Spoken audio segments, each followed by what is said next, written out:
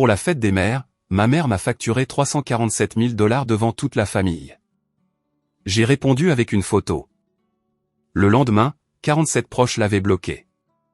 Mais la 48e, grand-mère, a fait bien pire. Je m'appelle Camille Dubois, j'ai 28 ans. Lors de la dernière fête des mères, ma mère m'a envoyé une facture de 320 000 €. L'objet de l'email disait « Le coût pour élever une déception ». Elle a mis en copie les 48 membres de notre famille, chaque tante, oncle, cousin et membre par alliance, de Brest à Strasbourg. Elle pensait que j'allais pleurer. Elle pensait que je m'excuserais. Elle pensait que je me ferais toute petite, comme je l'avais toujours fait. Mais cette fois, j'ai répondu avec une seule photo. Le lendemain matin, 47 d'entre eux l'avaient bloqué. La 48e personne, ma grand-mère, ne l'a pas bloqué. Elle a fait bien pire. Je travaille comme analyste financière dans un cabinet d'expertise comptable à Paris. Les chiffres ont du sens pour moi. Ils ne mentent pas. Ils ne font pas de favoritisme. Ils ne vous disent pas une chose pour en penser une autre.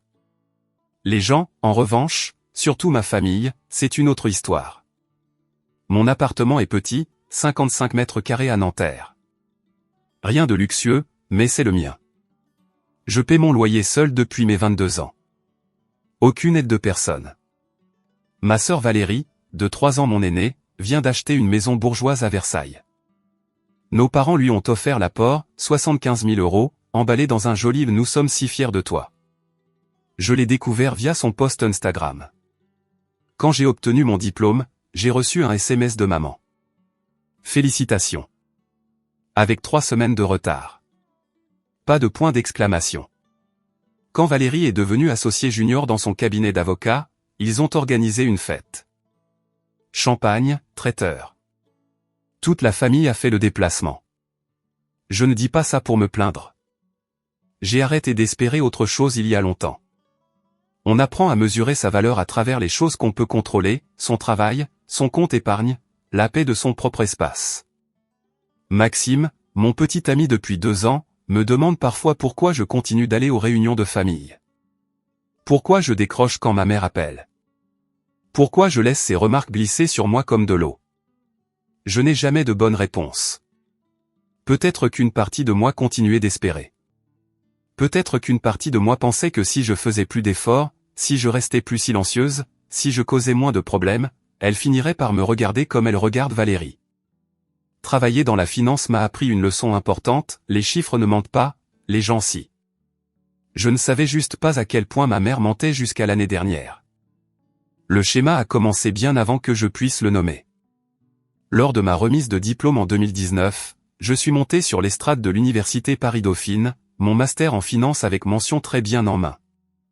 J'ai cherché ma famille dans la foule. Papa était là, souriant, faisant signe. Le siège à côté de lui était vide. Maman était tombée malade ce matin-là. Une migraine, a-t-elle dit. Trop sévère pour faire le trajet. Une semaine plus tard, elle s'envolait pour Monaco pour la cérémonie de remise de prix du cabinet de Valérie. Elle a posté 12 photos sur Facebook. Si fière de ma brillante fille avocate. J'ai liké le post. C'est ce qu'on fait. En grandissant, Valérie était notre future avocate. J'étais la difficile. Valérie recevait des éloges pour ses notes. Moi, on me demandait pourquoi les miennes n'étaient pas plus hautes. Les réussites de Valérie étaient célébrées. Les miennes étaient attendues ou ignorées. Papa essayait, à sa manière silencieuse. Il me tapotait l'épaule après les commentaires acerbes de maman. Ta mère ne pense pas à mal, disait-il. Elle a juste plus de mal à l'exprimer avec toi. Je le croyais, avant. Quand le moment est venu d'aller à l'université, Valérie et moi étions censés avoir des fonds pour nos études. Grand-mère et grand-père les avaient mis en place quand nous étions enfants. Le même montant pour chacune de nous. Valérie a fini ses études sans dette. J'ai fini avec 60 000 € de prêt étudiant. Maman m'a dit que mon fonds s'était épuisé plus vite à cause de dépenses imprévues au lycée. Des cours particuliers, disait-elle, des colonies de vacances, des choses dont j'avais besoin. Je n'ai pas remis ça en question à l'époque. Pourquoi l'aurais-je fait? C'était ma mère. Mais les chiffres ont une façon de dire la vérité, même quand les gens ne le font pas. Et il y a 3 ans, j'ai commencé à regarder les chiffres. 2 semaines avant la fête des mères, maman a annoncé son plan. Une réunion de famille. Pas juste notre famille proche, tout le monde. Tous les oncles et tantes, tous les cousins, leurs conjoints et leurs enfants. 48 personnes au total rassemblées dans la ferme normande de grand-mère Élise. Ça fait trop longtemps qu'on ne s'est pas tous réunis, a dit maman dans le groupe WhatsApp familial. Faisons de cette fête des mères un moment spécial. J'ai fixé mon téléphone pendant un long moment. Maxime préparait le dîner quand je le lui ai dit. Il s'est arrêté, spatule en main. Tu n'es pas obligé d'y aller, a-t-il dit. C'est ma mère. Ça ne veut pas dire que je sais. J'ai pris le téléphone de sa main, je l'ai posé. Je sais. Le lendemain, Valérie a appelé, mielleuse comme tout. Et, tu viens tôt pour aider à installer, n'est-ce pas? Comme d'habitude. Comme d'habitude. Ce qui signifie que j'arrive à l'aube pour cuisiner et nettoyer pendant qu'elle débarque à midi avec une bouteille de vin hors de prix et une robe de créateur. Bien sûr, ai-je dit. Comme d'habitude. Après avoir raccroché, je me suis assise devant mon ordinateur portable. Il y a un dossier que je garde enfoui 3 niveaux plus bas. Je l'ai nommé assurance. Juste un mot, juste une précaution. Je ne l'avais pas ouvert depuis des mois. Ce soir-là, je l'ai ouvert. 3 fichiers à l'intérieur, une capture d'écran, un PDF, un tableur. Je les collectionnais depuis 3 ans, depuis que j'étais tombé sur quelque chose que je n'étais pas censé voir. Je me disais que je les gardais juste au cas où, que je ne les utiliserais probablement jamais. J'ai fermé l'ordinateur et je suis allé me coucher, mais je ne pouvais pas dormir. Quelque chose dans la façon dont maman avait annoncé ce rassemblement, l'ampleur, le timing, la façon dont elle avait insisté pour que tout le monde vienne, ça ressemblait à une mise en scène. Je ne savais juste pas que j'en étais la chute. Le matin de la fête des mères, je suis arrivé à la ferme de grand-mère Élise à 7 heures. Le soleil se levait à peine. La rosée s'accrochait à l'herbe. La vieille bâtisse en pierre ressemblait à ce qu'elle avait toujours été. Le genre de maison qui contient des générations de souvenirs. Pas tous bons. J'ai passé les 4 heures suivantes à cuisiner, nettoyer, arranger les fleurs, dresser la longue table dans la salle à manger avec la belle porcelaine, 48 couverts, 48 serviettes en tissu, 48 chances que quelque chose tourne mal. Valérie est arrivée à 11h30. Elle est entrée vêtue d'une robe en soie crème, portant un bouquet de pivoine qui coûtait probablement plus cher que mon budget course mensuel. Elle a embrassé maman sur les 2 joues. Elle a complimenté les décorations, celles que j'avais installées. Tout est parfait, a-t-elle dit à maman. Tu t'es surpassée. Maman a souri. J'ai eu un peu d'aide. Elle ne m'a pas regardé en le disant. À midi, la maison était pleine. Des oncles et tantes que je voyais une fois par an. Des cousins que je connaissais à peine. Leurs enfants courant dans les couloirs, le bruit, les rires et l'odeur du rôti que je préparais depuis l'aube. Maman se déplaçait dans la foule comme une reine, acceptant les étreintes, acceptant les compliments, acceptant la lumière. Je restais près de la cuisine. Pendant la photo de famille, maman a positionné tout le monde sur les marches du perron. Elle a placé Valérie juste à côté d'elle. Quand je me suis avancé, elle m'a jeté un coup d'œil. Camille, chérie, mets-toi derrière. Tu es plus grande, tu vas cacher tout le monde. Je me suis mise derrière. C'est là que grand-mère Élise est apparue à côté de moi. Elle m'a serré le coude. Sa poigne était ferme pour une femme de 78 ans. Quoi qu'il arrive aujourd'hui, a-t-elle dit doucement, tiens bon. Tu m'entends? Je ne comprenais pas. Pas encore. Les toasts ont commencé après le déjeuner. Oncle Robert a commencé, levant son verre au cœur de notre famille. Tante Patricia a suivi avec des larmes dans les yeux, parlant de sororité. Cousin après cousin s'est levé, louant les mères, louant maman spécifiquement, louant la femme qui avait tout sacrifié. Je suis restée silencieuse. J'avais appris il y a longtemps que ma voix n'était pas désirée dans ces moments-là. Puis maman s'est levée. Elle a lissé sa robe lavande. Elle a pris son verre de vin. La pièce est devenue silencieuse avec une révérence rodée. Merci à tous d'être ici, a-t-elle commencé. Sa voix portait ce ton chaleureux et répété, celui qu'elle utilisait pour son public. Être mère est le travail le plus gratifiant au monde, mais aussi le plus difficile. Des murmures d'approbation ont parcouru la pièce. J'ai été béni avec deux filles très différentes. Elle a fait une pause, laissant le poids des mots s'installer. L'une qui m'a rendu fier chaque jour, et l'une qui m'a mise à l'épreuve. Les yeux se sont tournés vers moi. Je les sentais comme une brûlure. J'ai longuement réfléchi à la manière d'exprimer ce que la maternité signifie vraiment, les sacrifices que nous faisons, les coups que nous supportons. Elle a mis la main dans sa poche et a sorti son téléphone. Alors, j'ai préparé quelque chose de spécial. Un cadeau, pourrait-on dire, pour vous tous et pour une fille en particulier. Son pouce a bougé sur l'écran. Autour de la pièce, les téléphones ont commencé à vibrer. Digne après digne après digne. 48 notifications en succession rapide. Je veux que tout le monde voie exactement ce que ça a coûté, a dit maman, ses yeux trouvant les miens. D'élever une déception. La pièce s'est figée, et dans ce silence, j'ai compris ce que grand-mère Élise avait essayé de me dire. Ce n'était pas une réunion de famille. C'était une exécution. 48 téléphones se sont allumés simultanément.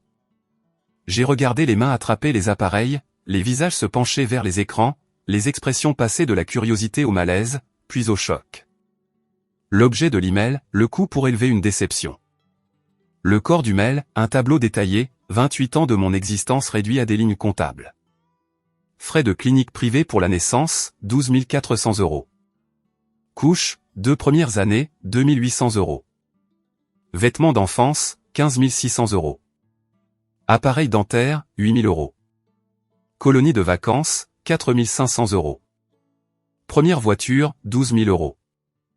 Logement et nourriture pour les études, 48 000 €. Facture de téléphone, 8 400 €.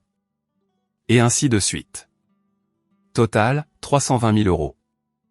Maman a lu des sélections à haute voix, sa voix portant à travers la pièce silencieuse. Orthodontie, 8 000 €. Est-ce qu'elle dit jamais merci? Fête d'anniversaire, 1 200 € sur 18 ans. A-t-elle jamais apprécié une seule d'entre elles? Quelqu'un a ri nerveusement. Quelqu'un d'autre a bougé sur sa chaise. Je restais figé près de la porte de la cuisine. 48 paires d'yeux sur moi. Certains apitoyés, certains amusés, certains détournant le regard par malaise. Voilà ce qu'une enfant ingrate coûte, a continué maman. Voilà à quoi ressemble la déception en euros et en centimes. Elle avait encadré une copie imprimée, littéralement encadrée, dans un cadre doré assorti à la déco de grand-mère. Elle a marché vers la cheminée et l'a accrochée juste à côté du portrait de famille. Un rappel, a-t-elle dit en se retournant pour me faire face. Pour nous tous. La pièce attendait que je pleure, que je m'excuse, que je rapetisse. Je l'avais déjà fait. À chaque réunion de famille, chaque fête, chaque appel téléphonique, j'avais avalé l'humiliation et souri malgré tout. Mes mains auraient dû trembler. Elles ne tremblaient pas. Parce qu'enfoui dans mon téléphone se trouvait un dossier nommé Assurance, et maman venait juste de me donner la permission de l'ouvrir. Pendant 10 secondes, je n'ai pas bougé. J'ai laissé le silence s'étirer. J'ai laissé maman se prélasser dans ce qu'elle pensait être une victoire.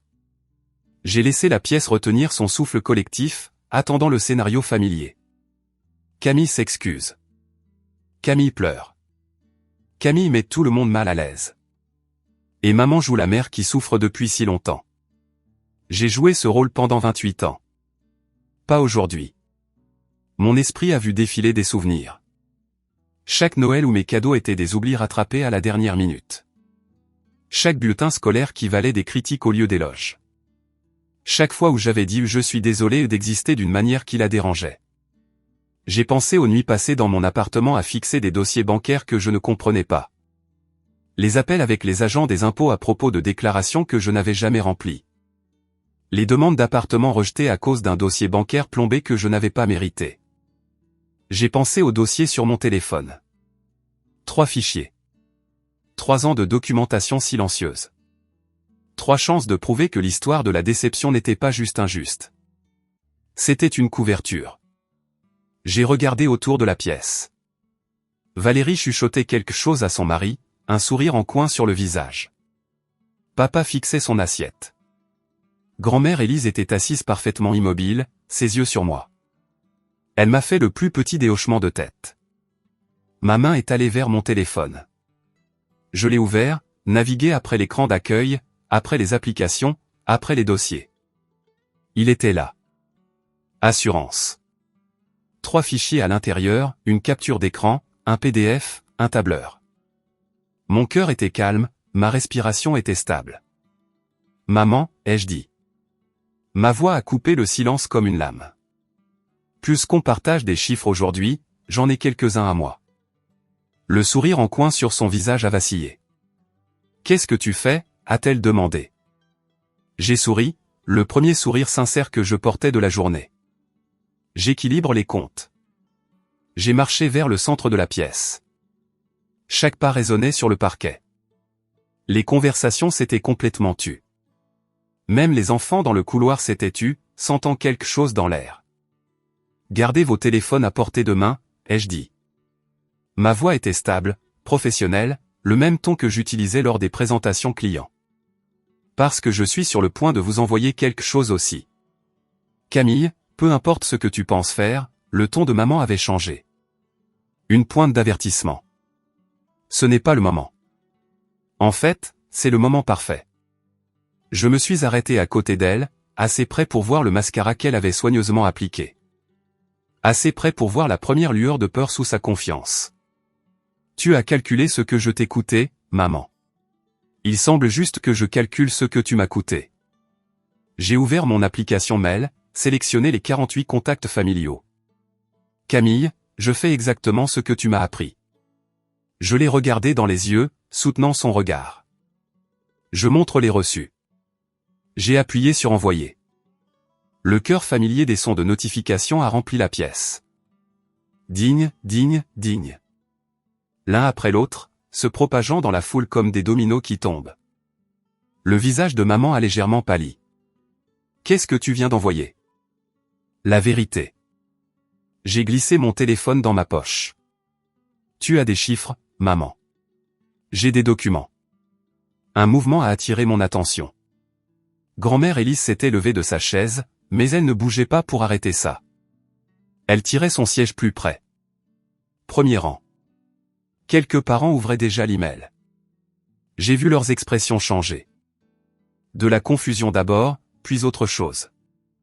Oncle Robert a été le premier à lever les yeux vers maman avec une expression différente. Linda, a-t-il dit lentement. C'est quoi ça?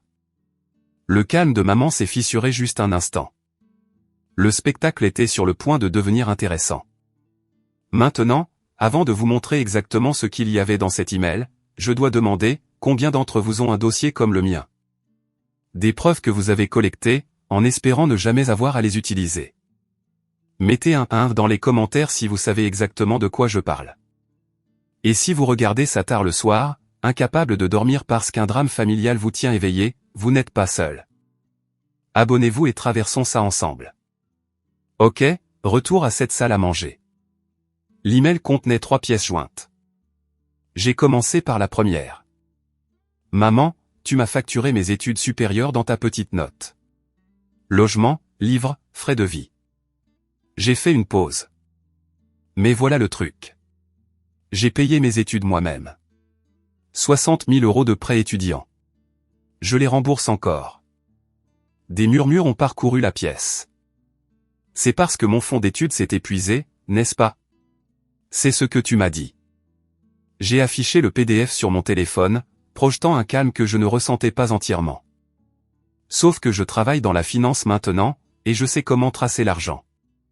Je me suis tourné pour faire face à la salle. Grand-mère et grand-père ont mis en place des fiducies pour les études de Valérie et moi quand nous étions enfants. Même montant, 80 000 € chacune. J'ai laissé ce chiffre s'imprégner. Valérie a utilisé le sien. Diplômée sans dette. J'ai pointé l'écran de mon téléphone. Ma fiducie a été retirée en totalité le 3 août 2016, un mois avant que je commence la fac. L'argent a été transféré sur un compte appartenant à Linda Dubois. La main de tante Patricia est allée à sa bouche. 80 000 €, ai-je répété. Disparu dans le compte personnel de maman. Une semaine plus tard, j'ai balayé vers le document suivant.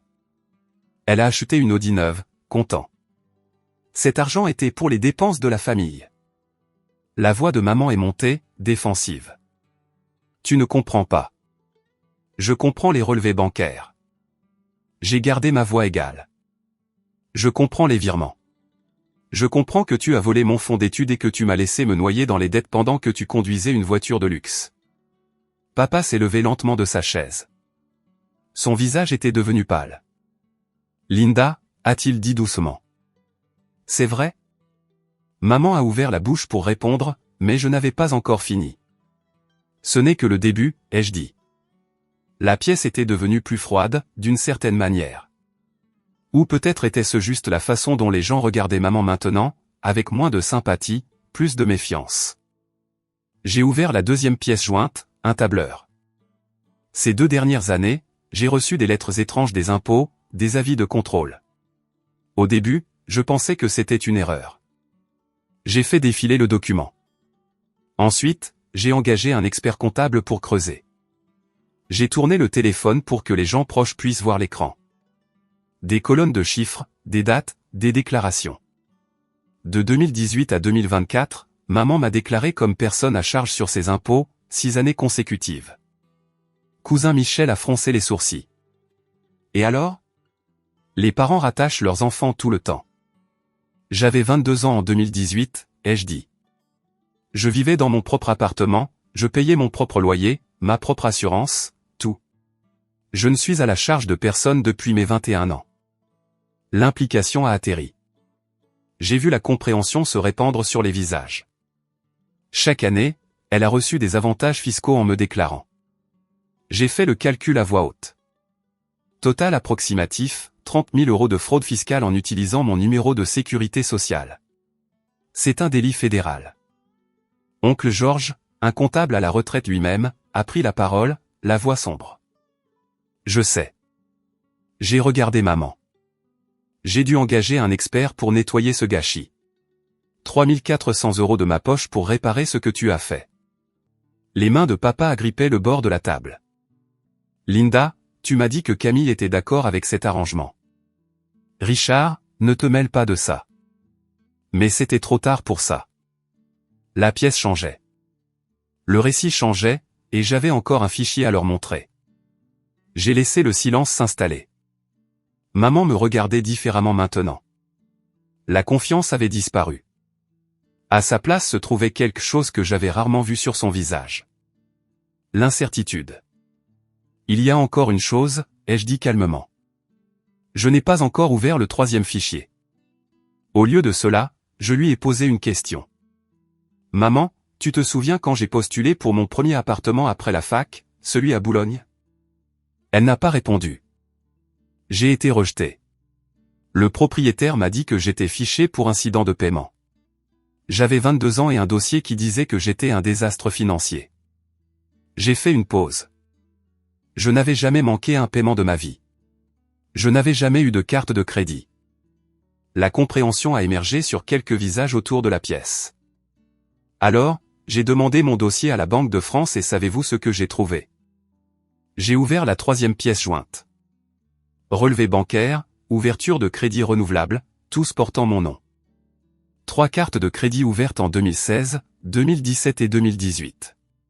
Toutes utilisant mon nom et mes informations, toutes plafonnées. J'ai laissé le chiffre tomber comme un marteau. 45 000 € de dette à mon nom pour des achats que je n'ai jamais faits. Tante Marthe a halté. C'est de l'usurpation d'identité, a dit oncle Georges platement. Linda, c'est grave. Il m'a fallu 4 ans pour blanchir mon nom, ai-je continué. 2 avocats, des centaines d'heures au téléphone, mais j'ai tout gardé. Chaque document, chaque relevé, chaque preuve. Un mouvement au bord de la pièce. Valérie se levait, attrapant son sac à main. Assieds-toi, Valérie. Elle s'est figée. Tu ne vas nulle part. J'ai croisé son regard. Parce que pour l'une de ces cartes de crédit, les relevés étaient envoyés à ton adresse. La couleur a quitté le visage de ma sœur. Je ne savais pas, a commencé Valérie. Ne fais pas ça. Ma voix était calme, froide. J'ai les bordereaux de livraison, ton adresse, ta signature sur les confirmations de réception. La pièce s'est tournée pour regarder ma sœur, l'enfant doré, celle qui ne pouvait rien faire de mal. Tu as reçu des colis à mon nom pendant 3 ans. Des sacs de créateurs, de l'électronique, des bijoux. J'ai affiché un reçu particulier. Y compris une bague de fiançailles, 8 000 €, débitée sur une carte à mon nom. Le mari de Valérie, Damien, a fixé la main de sa femme, le diamant scintillant sous les lumières de la salle à manger. Tu as porté mon identité volée à ton mariage, ai-je dit. Tu le savais, ou tu ne voulais juste pas le savoir? La voix de Valérie s'est brisée.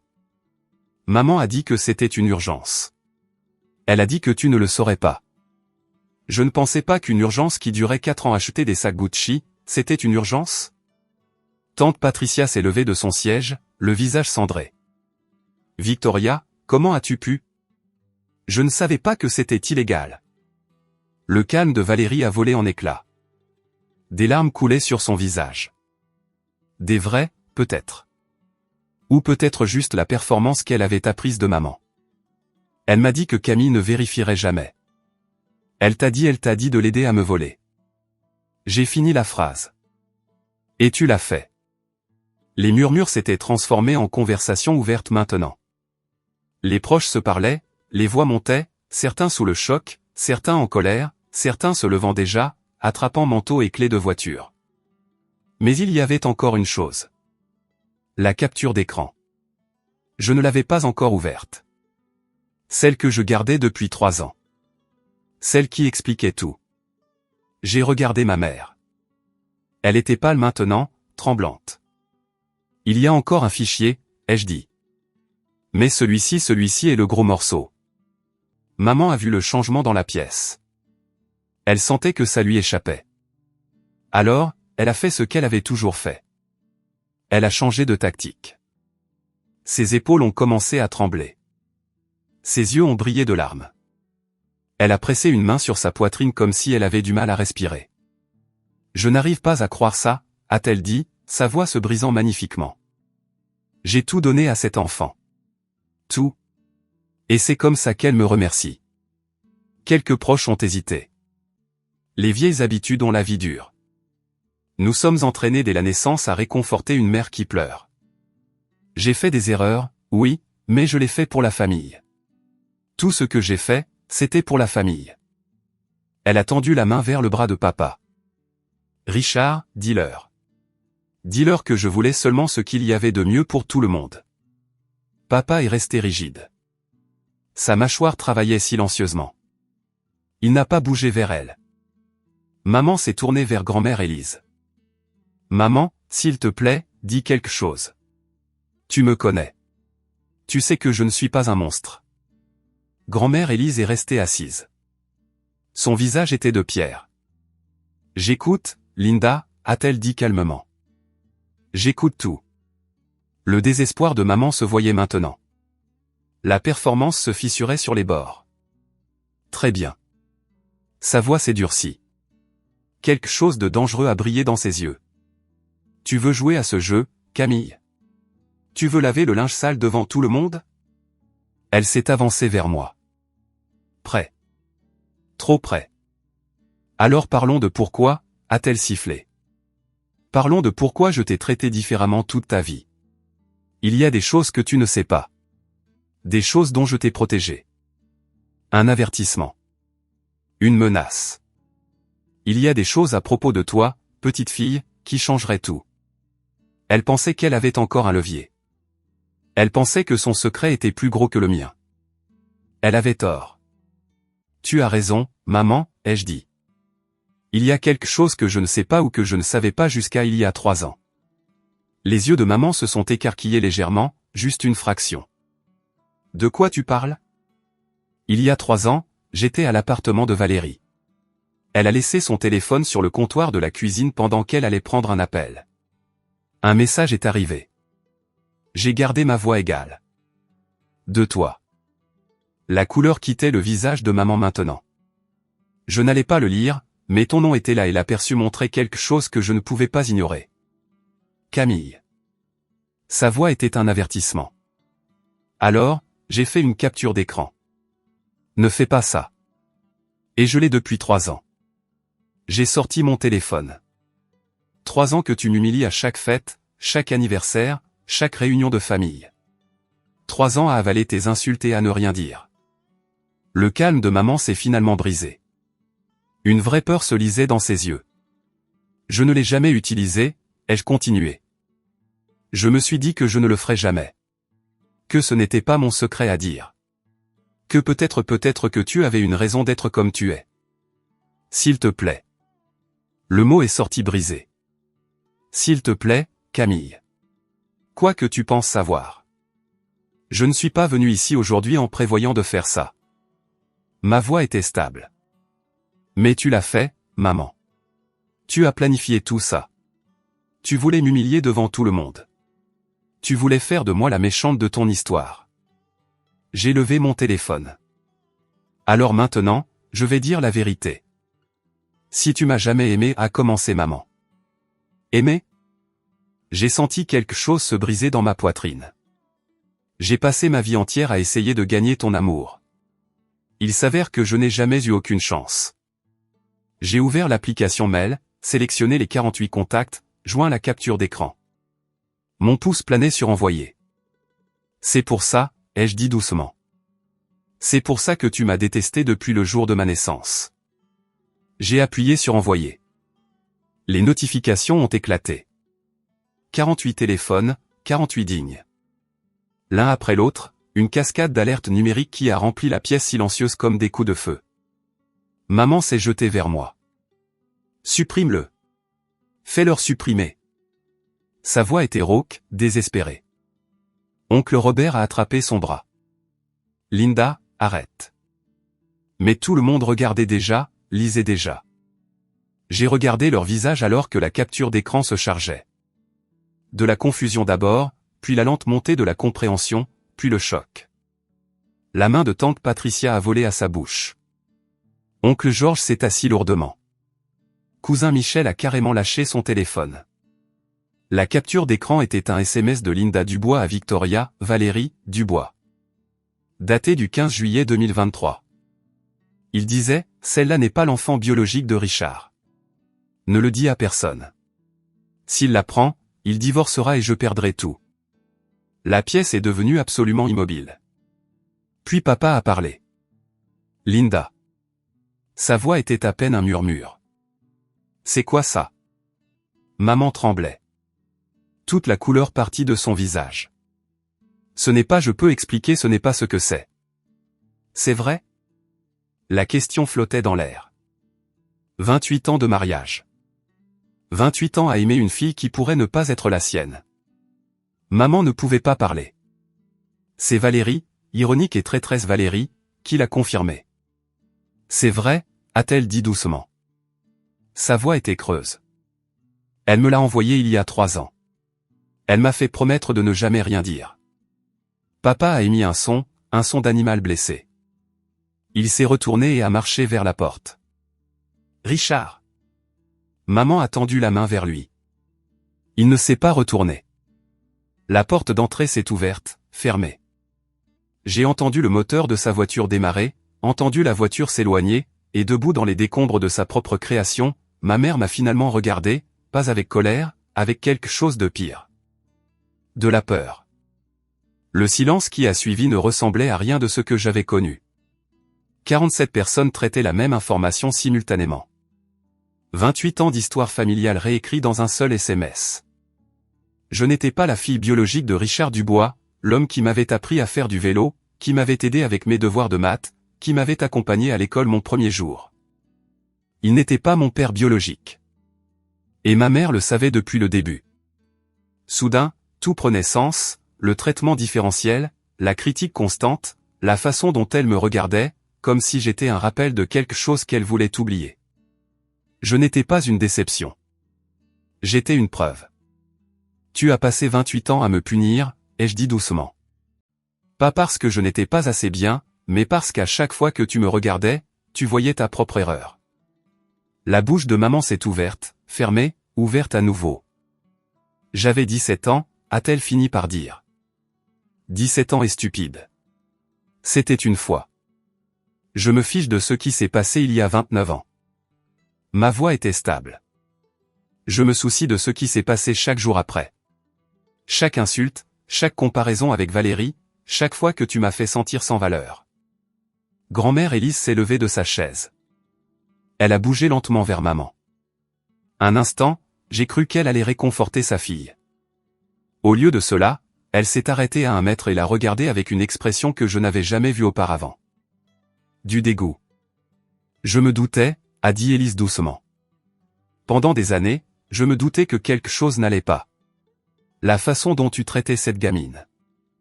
Elle a secoué la tête. Mais je n'avais jamais imaginé ça. Maman, s'il te plaît. 28 ans, a continué Élise. Tu as menti à tout le monde. À Richard, à la famille entière. Elle a fait une pause. À moi. Maman a commencé à pleurer. De vraies larmes maintenant. Je pouvais faire la différence. Mais personne n'a bougé pour la réconforter. La pièce s'est fracturée. Les gens ont commencé à bouger tous en même temps.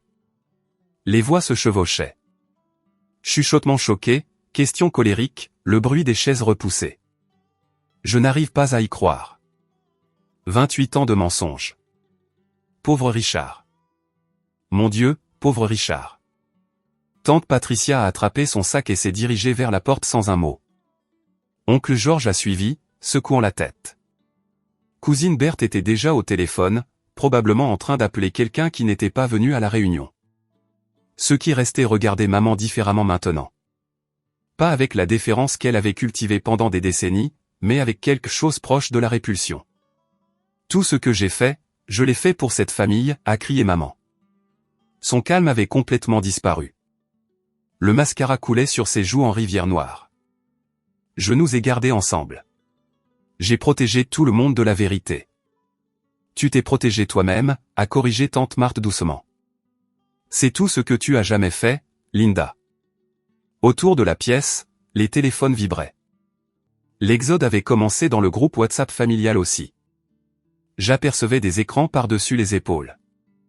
Les gens quittaient la conversation, bloquaient les contacts, tapaient des messages furieux. Maman s'est jetée sur mon téléphone. Supprime-le. Fais que tout le monde le supprime. Oncle Robert et Damien l'ont retenu. Je restais immobile au centre de tout ça, regardant 28 ans de mensonges soigneusement construits s'effondrer en temps réel. Puis j'ai senti une main sur mon épaule. Douce, chaude. Grand-mère Élise. Viens avec moi, a-t-elle dit doucement. Elle m'a guidé à travers le chaos. Passant devant des parents qui tendaient la main pour toucher mon bras. Passant devant des cousins qui disaient des choses comme « Je suis tellement désolé » et « Je n'avais aucune idée ». Nous nous sommes arrêtés près de la porte d'entrée. À travers la vitre, je pouvais voir que l'allée se vidait, les voitures partaient l'une après l'autre. « Tu es toujours ma petite fille », a dit Élise fermement. Sans ou pas sans. Ça ne change pas. Je l'ai cru. J'ai trouvé papa sur le parking. Sa voiture était toujours là, moteur tournant. Il n'avait pas dépassé le bout de l'allée. À travers le pare-brise, je pouvais le voir assis immobile, les 2 mains sur le volant, fixant le vide. J'ai toqué à la fenêtre passager. Il n'a pas répondu au début. Puis lentement, comme sortant d'un rêve, il s'est penché et a déverrouillé la porte. Je me suis glissé sur le siège à côté de lui. Nous sommes restés assis en silence. Le soleil de fin d'après-midi jetait de longues ombres sur le capot. À l'intérieur de la maison, je pouvais encore entendre des voix étouffées, des disputes, des pleurs. Je suis désolé, ai-je finalement dit. Papa s'est tourné pour me regarder. Ses yeux étaient rouges. Non, a-t-il dit. N'ose pas t'excuser. Tu n'as rien fait de mal. Je n'ai jamais voulu te blesser. Il a ri. Un son brisé, douloureux. 28 ans, a-t-il dit. 28 ans que je t'aime. J'ai changé tes couches. Je t'ai appris à conduire. Je t'ai aidé à emménager dans ta chambre d'étudiante. Sa voix s'est brisée. L'ADN ne change pas ça. J'ai senti les larmes piquer mes yeux, les premières de la journée. Tu es toujours mon père et tu es toujours ma fille. Il s'est penché et a serré ma main. C'est la seule chose dont je suis sûr en ce moment. Quoi qu'il arrive d'autre, ça ne change pas. Nous sommes restés là un long moment, père et fille, liés par quelque chose de plus fort que la biologie. Je dois partir, a-t-il finalement dit. Je ne peux pas être dans cette maison en ce moment. Je ne peux pas la regarder. Je sais. Il m'a tiré dans une étreinte, maladroite par-dessus la console centrale, mais féroce. Tu as été plus courageuse que moi aujourd'hui, a-t-il dit dans mes cheveux. Tu as été plus courageuse que je ne l'ai jamais été. Puis il m'a lâché, a passé la vitesse, et est parti. Je suis retourné dans la maison. La foule s'était considérablement éclaircie. Peut-être 15 personnes restaient, la plupart ayant l'air sous le choc et incertaines de devoir rester ou partir. La facture encadrée était toujours accrochée au-dessus de la cheminée, un monument à la cruauté de maman qui semblait maintenant presque pathétique. Maman était assise seule sur le canapé. Sa coiffure s'était défaite. Son maquillage était détruit. Elle avait l'air plus petite, d'une certaine façon, comme si la révélation l'avait physiquement diminuée. Pour la première fois, je ne voyais pas le tyran qui avait régné sur mon enfance. Je voyais une femme de 54 ans dont la vie entière venait de s'effondrer. J'aurais dû me sentir victorieuse. Ce n'était pas le cas. Elle a levé les yeux à mon approche. Ses yeux étaient vides. Tu es contente maintenant? Sa voix était rauque. Tu as tout détruit. Non, maman. Je me suis assise dans le fauteuil en face d'elle. Tu as fait ça il y a 28 ans. J'ai juste arrêté de t'aider à le cacher. Un sanglot lui a échappé, brut et laid. J'avais 17 ans, a-t-elle répété. J'avais tellement peur quand j'ai réalisé que j'étais enceinte et que ce n'était peut-être pas de Richard. J'ai paniqué. J'ai pensé que si je ne le disais jamais à personne. Tu as pensé que si tu faisais en sorte que tout le monde me déteste d'abord, personne ne me croirait quand la vérité éclaterait. Elle n'a pas nié. À chaque fois que tu me regardais, tu voyais ton erreur, ai-je continué. Alors tu as passé presque 3 décennies à essayer de me faire disparaître. Faire de moi le problème, la déception. Celle qui ne manquerait à personne si j'arrêtais juste de venir. Maman a couvert son visage avec ses mains. Je ne savais pas comment me protéger autrement, a-t-elle chuchoté. En me détruisant? Elle n'avait pas de réponse à ça. Personne n'en a jamais. Je veux que tu comprennes quelque chose, ai-je dit calmement. Je n'ai pas fait ça pour te détruire. Je l'ai fait parce que j'avais besoin de la vérité. 48 personnes avaient besoin de savoir que je ne suis pas la déception que tu as décrite. Maman a levé les yeux, le mascara coulant, brisé. Papa avait besoin de savoir pourquoi tu me traitais comme ça. Et toi? J'ai fait une pause. Tu avais besoin de savoir que j'ai cette preuve depuis 3 ans. Ses yeux se sont légèrement écarquillés. 3 ans? J'ai répété. 3 ans que tu m'humilies à chaque fête, chaque anniversaire, chaque appel, et je n'ai jamais dit un mot. Je me suis penché en avant. Je ne l'ai utilisé aujourd'hui que parce que tu m'as forcé la main devant tout le monde avec ta petite facture. L'ironie ne lui a pas échappé. J'ai pu le voir s'enregistrer. À partir de maintenant, ai-je continué, je n'ai pas besoin que tu me reconnaisses. Je n'ai pas besoin que tu m'aimes. J'ai arrêté d'attendre ça il y a longtemps. Je me suis levé. Je n'ai besoin que d'une chose de ta part. Laisse-moi tranquille. C'est ma limite. Respecte-la. Tu ne peux pas juste. Je peux. Ma voix était toujours enveloppée de soie.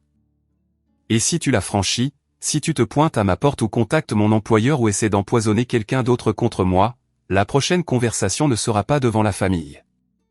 J'ai soutenu son regard. Ce sera avec le fisc et la police. Usurpation d'identité, fraude fiscale, vol de mon fonds d'études. J'ai tout documenté.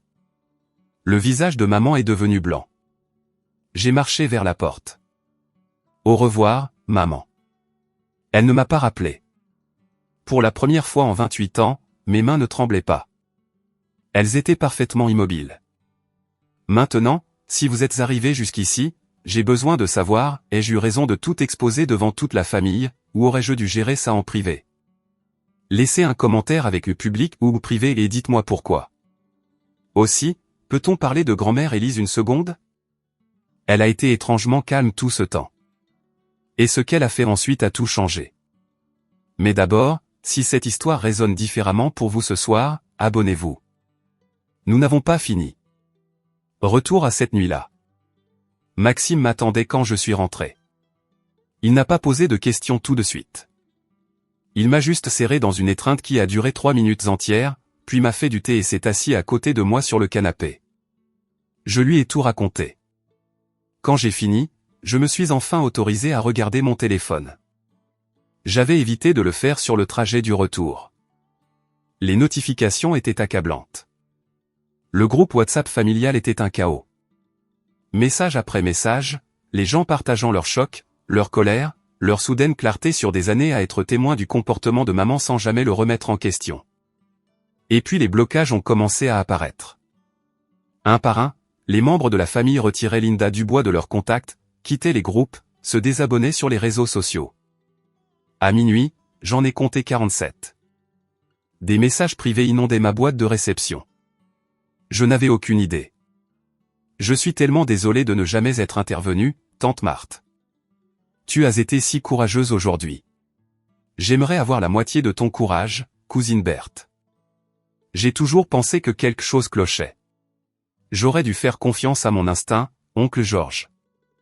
Celui qui m'a fait pleurer venait de tante Patricia, la propre sœur de maman. Je t'ai laissé tomber, ma chérie. Pendant 28 ans, j'ai regardé et je n'ai rien dit. Ça s'arrête aujourd'hui. J'ai fait défiler chaque message, chaque excuse, chaque expression de soutien qui arrivait des décennies trop tard, mais qui comptait quand même.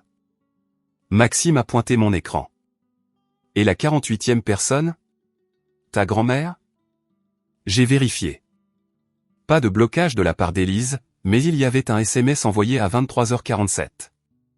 J'ai besoin de te voir demain. 9h chez moi.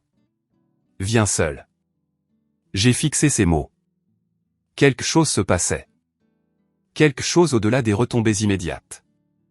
Quoi que grand-mère Élise prévoyait, elle y avait clairement réfléchi depuis le moment où cette capture d'écran était apparue sur les téléphones de tout le monde, peut-être même avant. La ferme de grand-mère Élise semblait différente dans la lumière du matin, plus calme, plus vide. Les vestiges du chaos d'hier avaient été nettoyés. Les tables débarrassées, les chaises remises à leur place, la facture encadrée notablement absente de la cheminée. La porte d'entrée était ouverte. J'ai marché à travers le couloir familier jusqu'au bureau au fond de la maison. Grand-mère Élise était assise derrière son bureau en chêne. Des papiers étaient étalés devant elle, des documents à l'aspect officiel couverts de paragraphes denses et de signatures. Elle n'était pas seule. Un homme en costume gris se tenait à côté d'elle. Je l'ai reconnu. Maître Thomas Dupont, le notaire de la famille. Je l'avais rencontré une fois aux funérailles de grand-père. « Assieds-toi, ma chère », a dit grand-mère. J'ai pris la chaise en face d'elle. Mon cœur battait plus vite que je ne le voulais. « Je n'ai pas bloqué ta mère », a dit Élise directement. « Veux-tu savoir pourquoi ? » « Oui. » « Parce que la bloquer aurait été une gentillesse. » Sa voix était de fer. « Ce que j'ai fait à la place est permanent. » Elle a glissé un document sur le bureau vers moi. À 2h17 ce matin, j'ai appelé Thomas, je l'ai réveillé d'un sommeil profond. À 4h, nous avions finalisé les nouveaux papiers. Elle a tapoté le document. Mon testament a été modifié. J'ai regardé le papier. Le langage juridique nageait devant mes yeux. Je ne comprends pas. Ta mère devait initialement recevoir une part importante de ma succession. Cela a été réduit au minimum légal. Élise a croisé mon regard. Juste assez pour qu'elle ne puisse pas contester le testament. Ta part a été considérablement augmentée. Elle a fait une pause. Celle de ton père reste la même. Il est une victime dans tout ça aussi. Grand-mère, je ne m'attendais pas à. Je sais. Sa voix s'est adoucie. C'est précisément pourquoi tu le mérites. Maître Dupont s'est raclé la gorge. Pour la clarté, Madame Harrison a redistribué sa succession en utilisant la quotité disponible en votre faveur. Merci, Thomas. Je vais expliquer. Grand-mère Élise a repris le document. Ce n'est pas une punition. C'est une question de justice. Elle s'est levée et a marché vers la fenêtre, regardant la propriété, des hectares de terre normande qui étaient dans notre famille depuis 3 générations. J'ai commencé à soupçonner que quelque chose n'allait pas il y a des années, a-t-elle dit doucement. La façon dont Linda te traitait, les excuses, le favoritisme si flagrant que ça me mettait mal à l'aise. Elle s'est retournée pour me faire face. Quand ton grand-père était vivant, nous avons essayé d'intervenir. Nous avons mis en place ce fonds d'études spécifiquement parce que nous craignons que Linda gère mal les choses. Son expression s'est assombrie. Nous n'avons jamais imaginé qu'elle volerait son propre enfant. Tu ne pouvais pas savoir. J'aurais dû regarder de plus près. La voix d'Élise s'est brisée juste un peu. J'aurais dû poser plus de questions. Quand tu as obtenu ton diplôme avec toutes ces dettes, j'ai offert d'aider, mais Linda m'a dit que tu refusais. Elle a dit que tu voulais prouver que tu pouvais le faire toi-même. Ma mâchoire s'est serrée. Un autre mensonge. Une autre manipulation. Je l'ai cru. Élise a secoué la tête. Je ne ferai plus cette erreur. Elle a fouillé dans le tiroir de son bureau et a sorti une enveloppe, couleur crème, épaisse. Mon nom était écrit dessus de son écriture soignée. C'est le cadeau de fin d'études que j'ai essayé de te donner il y a 6 ans. Linda l'a intercepté, m'a dit que tu n'en voulais pas. J'ai ouvert l'enveloppe. À l'intérieur se trouvait un chèque de 50 000 € daté de 2020. Et en dessous, une lettre manuscrite. À ma petite fille Camille. Que ton avenir soit plus brillant que quiconque ne l'espère. Tu as toujours été spécial. Ne laisse personne te dire le contraire. Avec amour, grand-mère Élise. Les larmes sont venues avant que je puisse les arrêter. Je marchais vers ma voiture quand Valérie est apparue. Elle devait attendre dehors, guettant mon départ. Son visage était bouffi d'avoir pleuré, pas de maquillage, cheveux tirés en une queue de cheval désordonnée. Elle avait l'air plus humaine que je ne l'avais vue depuis des années. Camille, attends. Je me suis arrêté mais ne me suis pas retourné. S'il te plaît, a-t-elle dit, juste 2 minutes. Je me suis tourné, j'ai attendu. Valérie a pris une respiration tremblante. Je sais que je ne mérite rien de toi. Je le sais. Tu as raison. Je ne mérite rien. Mais j'ai besoin que tu comprennes. Elle luttait avec les mots. Je ne savais pas pour les cartes de crédit. Pas au début. Quand je l'ai découvert, j'aurais dû dire quelque chose, j'aurais dû l'arrêter. Mais tu ne l'as pas fait. Non. Sa voix s'est brisée. J'avais peur.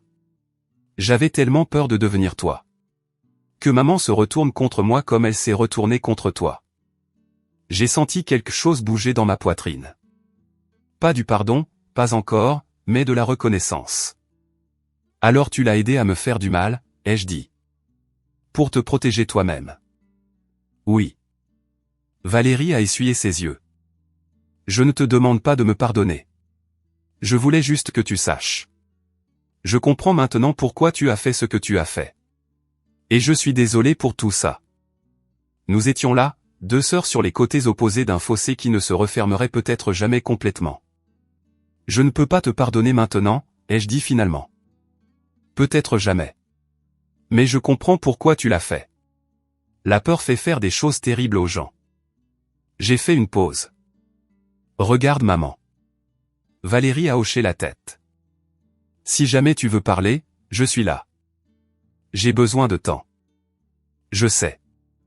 Nous ne nous sommes pas enlacés, n'avons pas fait de promesses, juste un hochement de tête l'une vers l'autre et nous avons marché vers nos voitures respectives.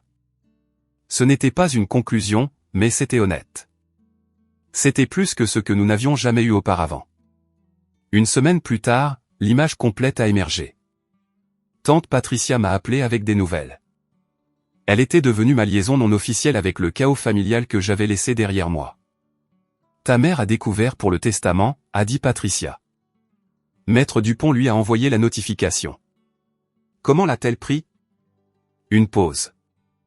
Elle a appelé ta grand-mère en hurlant, a menacé de poursuivre, a menacé de contester, a dit qu'Élise était sénile et manipulée. Et qu'est-ce que grand-mère a dit? Une phrase. Puis elle a raccroché. C'était quoi la phrase? La voix de Patricia contenait quelque chose comme de l'admiration. Tu as fait tes choix pendant 28 ans. J'ai fait les miens. J'ai laissé ça s'imprégner. Et papa, ai-je demandé. Il a déménagé. Il vit chez son frère à Lille. Les papiers du divorce ont déjà été déposés. 30 ans de mariage défait en une semaine. Et maman est seule, Patricia. Elle appelle tout le monde pour demander du soutien, demandant aux gens de contacter Élise en son nom. Personne ne répond. J'aurais dû ressentir du triomphe. Je ne le ressentais pas. Tu te sens coupable, m'a demandé Maxime ce soir-là après que je lui ai rapporté la conversation. J'y ai pensé, j'ai vraiment considéré la question. Non, ai-je dit finalement. Mais je ne me sens pas victorieuse non plus. Je me sens juste libérée. Maxime a attendu. C'est comme une plaie qui a été infectée pendant des années, ai-je continué. Ce qui s'est passé hier, c'était la chirurgie. Ça fait mal. C'est moche. Mais maintenant, ça peut vraiment guérir. Il m'a serré contre lui. C'est fini? J'ai pensé au chèque de grand-mère Élise déposé sur mon compte. Au message de soutien de parents que je connaissais à peine. Au silence de la femme qui m'avait donné naissance. L'explosion est finie, ai-je dit. Maintenant vient la partie où on voit ce qui reste debout.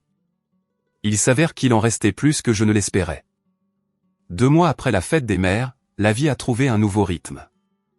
Mon dossier bancaire, nettoyé des cartes frauduleuses de maman, est redevenu sain. Mes prêts étudiants sont tombés à 20 000 €. J'avais fait un paiement important avec le don de grand-mère Élise, pas pour effacer la dette entièrement, mais pour me prouver que je pouvais gérer. Maxime et moi avons emménagé ensemble. Un nouvel appartement à Levallois, une chambre de plus que mon ancien endroit, une cuisine avec un vrai plan de travail. Nous l'avons choisi ensemble. L'avis de personne d'autre n'a été demandé ou requis. Papa est venu le voir le jour du déménagement. Il a apporté une plante verte et une bouteille de vin. Ses yeux étaient fatigués, mais il y avait quelque chose de plus léger en eux.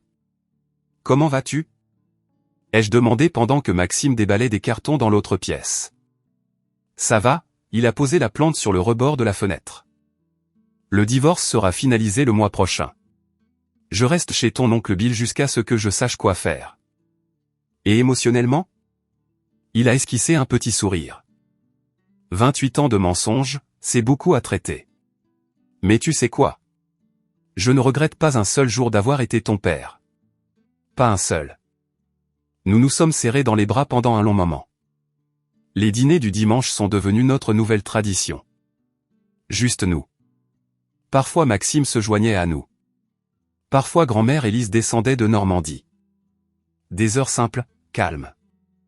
Puis, 3 semaines après notre déménagement, une enveloppe est arrivée. Pas d'adresse de retour. Cachet de la poste de la Creuse. À l'intérieur se trouvait une seule feuille de papier. Une lettre. Chère mademoiselle Dubois, j'ai reçu votre profil ADN via un site de généalogie et j'ai découvert que nous partageons un lien biologique. Je m'appelle Michel. Je crois que je pourrais être votre père. Je ne cherche rien de vous. Je pensais juste que vous devriez savoir que j'existe. Si jamais vous voulez parler, je suis là. Un numéro de téléphone était imprimé en bas. J'ai fixé la lettre pendant 3 jours avant de la montrer à Maxime. « Qu'est-ce que tu penses » a-t-il demandé. Je ne sais pas. J'ai passé 28 ans avec un père. Maintenant il pourrait y en avoir 2. La lettre de Michel était prudente, respectueuse. Il n'exigeait pas une relation ni ne s'immisçait dans ma vie. Il se faisait simplement connaître. Selon les brefs détails qu'il avait partagés, lui et ma mère avaient été collègues il y a près de 30 ans. Une brève relation. Elle y avait mis fin soudainement, et il n'avait jamais su pourquoi. Il avait déménagé dans la Creuse, construit une vie, eu d'autres enfants. Quand un parent a mentionné le scandale familial qui s'était répandu via les rumeurs sur les réseaux sociaux, il avait fait un test ADN. La correspondance était concluante. Il ne demande pas à être ton père, a dit Maxime prudemment. Richard est ton papa. Ce type le sait. Je sais, mais si je veux le connaître un jour ? Pas maintenant, mais éventuellement. Maxime a pris ma main. Tu as passé 28 ans à laisser d'autres personnes définir ton identité. Ta mère a décidé qui tu étais censé être. Ta famille l'a cru. Il a serré doucement. C'est ton choix. Celui de personne d'autre. J'y ai pensé longtemps. Puis j'ai ouvert mon ordinateur portable et composé un court email. Cher Michel, j'ai bien reçu votre lettre. Merci de m'avoir contacté avec tant de respect. Je ne suis pas encore prête à nous rencontrer ou à parler. J'ai besoin de temps pour tout assimiler, mais je voulais que vous sachiez que j'apprécie que vous n'insistiez pas. Je vous contacterai quand et si je suis prête. Pour l'instant, merci de m'avoir fait savoir que vous existez. J'ai appuyé sur envoyer. Puis j'ai fermé l'ordinateur et préparé le dîner. Certaines réponses peuvent attendre. J'avais déjà trouvé celle qui comptait le plus. Elle s'est montrée un mardi. Je sortais de mon immeuble de bureau quand je l'ai vue debout près de l'entrée, plus maigre que dans mes souvenirs, plus vieille. Les vêtements de créateur remplacés par quelque chose de plus simple. Camille. Je me suis arrêté de marcher. J'ai essayé de te joindre, a-t-elle dit. Tu as bloqué mon numéro. Mes emails me revenaient. C'est intentionnel. Je sais. Je juste. Elle a fait un pas en avant. J'ai beaucoup réfléchi à tout ça et je voulais dire. Stop. Elle s'est figée. Tu ne peux pas faire ça, ai-je dit calmement. Tu ne peux pas te pointer à mon travail et prétendre qu'on vit un moment de réconciliation. Ce n'est pas comme ça que les limites fonctionnent. Je suis ta mère. Tu es la femme qui m'a volé, a menti sur moi, et m'a psychologiquement maltraité pendant 28 ans parce que tu ne pouvais pas affronter ta propre culpabilité. J'ai gardé ma voix égale. On ne va pas prendre un café et discuter. On n'est pas en thérapie familiale. On n'est rien. Tu ne peux pas juste me couper les ponts pour toujours. Je ne te coupe pas les ponts pour toujours. Je te coupe les ponts jusqu'à ce que tu apprennes que mon nom veut dire non. J'ai soutenu son regard. Ça pourrait être pour toujours. C'est ton choix maintenant, pas le mien. Son visage s'est effondré. Pendant un instant, j'ai vu la fille de 17 ans qui avait fait une erreur et passé des décennies à essayer de l'enterrer. Mais la sympathie et les limites ne sont pas mutuellement exclusives. Au revoir, maman. Je suis passé devant elle vers ma voiture. Elle n'a pas suivi. Alors que je sortais du parking, je l'ai aperçue dans le rétroviseur, toujours debout là, me regardant partir. Mes mains étaient stables sur le volant. Pour la première fois de ma vie, elle ne tremblait pas. C'est à ça que ressemble la liberté. Si vous écoutez cette histoire et que vous vous voyez dedans, je veux vous dire quelque chose. Vous n'êtes pas ce qu'ils disent de vous. Vous n'êtes pas la déception. Vous n'êtes pas la difficile. Vous n'êtes pas l'enfant à problème ou le mouton noir ou peu importe l'étiquette que les gens qui devraient vous aimer ont choisi de vous coller au lieu d'examiner leurs propres échecs. Parfois, les gens les plus proches de nous sont ceux qui nous blessent le plus. Et poser des limites avec eux, refuser d'absorber leur cruauté, ce n'est pas égoïste, c'est de la survie. Ma mère m'a envoyé une facture de 320 000 €. Elle a calculé le coût de mes couches et de mon appareil dentaire et de mes fêtes d'anniversaire. Mais elle n'a jamais calculé le coût de ce qu'elle m'a fait. Les années à me demander pourquoi je n'étais pas assez bien, les nuits à pleurer seul, les opportunités volées, la confiance écrasée. Il n'y a pas de prix pour ça. Et il n'y a rien qu'elle puisse payer pour me récupérer. Je ne sais pas ce que l'avenir réserve. Peut-être qu'un jour je lui reparlerai. Peut-être pas. Mais pour la première fois de ma vie, c'est mon choix, pas le sien. Papa et moi dînons ensemble tous les dimanches. Grand-mère Élise appelle tous les mercredis. Je reconstruis doucement des liens avec des cousins et tantes qui me voient enfin clairement. Et Maxime, il m'a demandé la semaine dernière si je voulais regarder les bagues de fiançailles. J'ai dit oui. La vie continue. Différente, meilleure, la mienne. Alors, si vous êtes là dehors, piégé dans votre propre version de cette histoire, sachez qu'il y a un autre côté. Sachez que la vérité a du pouvoir. Sachez que les limites sont des ponts vers la liberté. Vous valez plus que les gens qui n'ont pas su vous aimer. Je suis Camille Dubois et ma facture est réglée.